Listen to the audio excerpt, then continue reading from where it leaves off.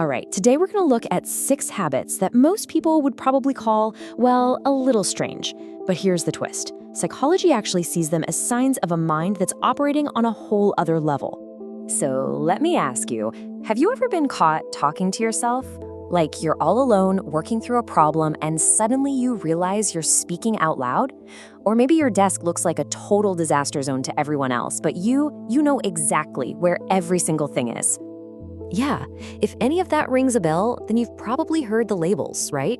Weird, distracted, messy. Society loves to slap these tags on behaviors it doesn't quite get. But here's the thing. What if those aren't flaws? What if there's something else entirely?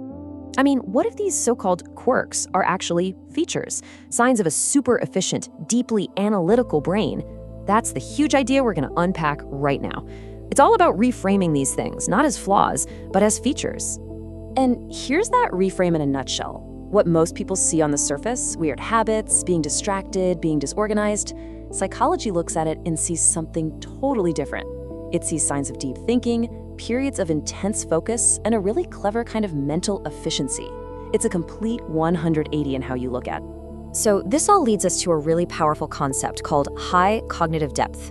And what is that? Well, it's basically a state where your brain is just wired differently. It prioritizes the heavy lifting, like organizing super complex ideas and making smarter decisions, way more than it cares about, outward appearances. Okay, so that's the big idea, but how does this actually show up in everyday life? Let's get into it. We're going to break down these 6 specific habits one by one. All right, number 1, you talk to yourself to think clearly. And look, this isn't a sign you're going crazy, not at all. It's actually a super powerful tool for getting your thoughts in order. It's how you take all that abstract stuff floating around in your head and make it solid, make it real. Yeah, there's a technical term for this, verbal reasoning. And it's not just random rambling. When you speak your thoughts out loud, you're actually forcing your brain to organize them, to focus.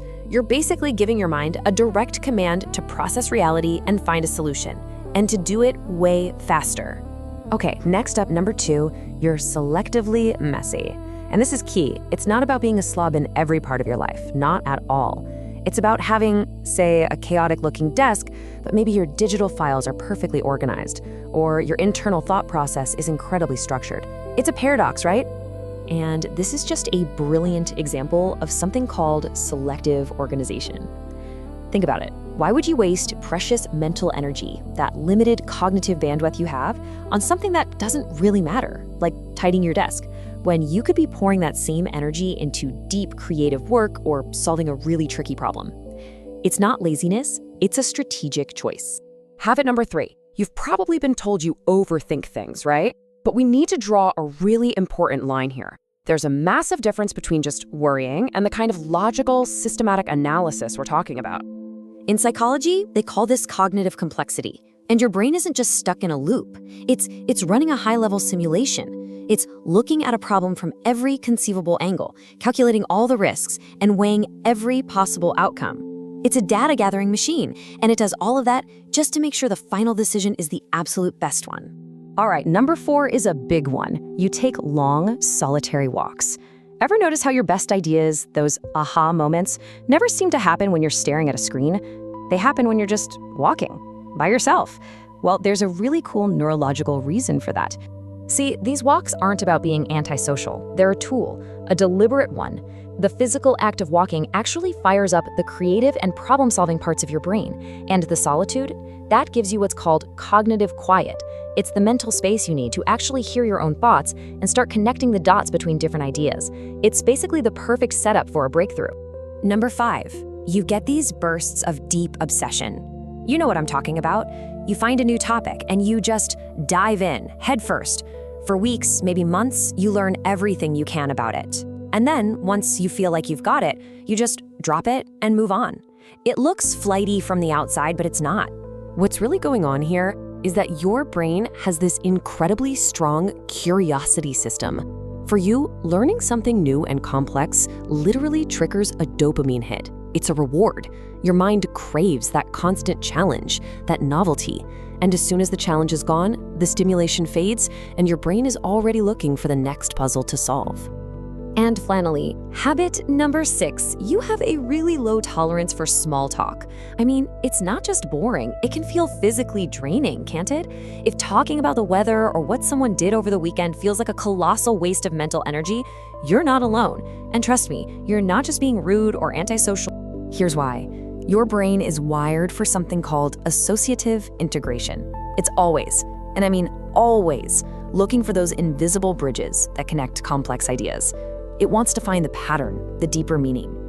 Small talk? Well, it doesn't offer any of that. So your brain basically flags it as a terrible use of its precious energy. You know, a great way to picture this is to think of your mind like a specialized laboratory. To anyone looking in from the outside, it might seem chaotic, maybe even a little messy. But to you, the scientist running the place, every strange habit has a purpose. It's all part of the process. And this is the key takeaway. You aren't failing at being normal. You are succeeding at being analytical. So, let's bring this all together. If you've been sitting here nodding along, recognizing yourself in these habits, what does it all mean for you? Here's the single most important thing I want you to walk away with. Your mind is not broken. It's not flawed. It is rare. These habits are not things you need to go out and fix. The simple truth is your brain is wired for more. It's built for a higher level of awareness, for a deeper search for truth than most people are comfortable with. You never need to apologize for that wiring. You just need to understand the logic behind your own power. And that really just leaves us with one final crucial question. Now that you get it, now that you have this new way of understanding your own mind, now that you see the features, not the flaws, what are you going to build with it?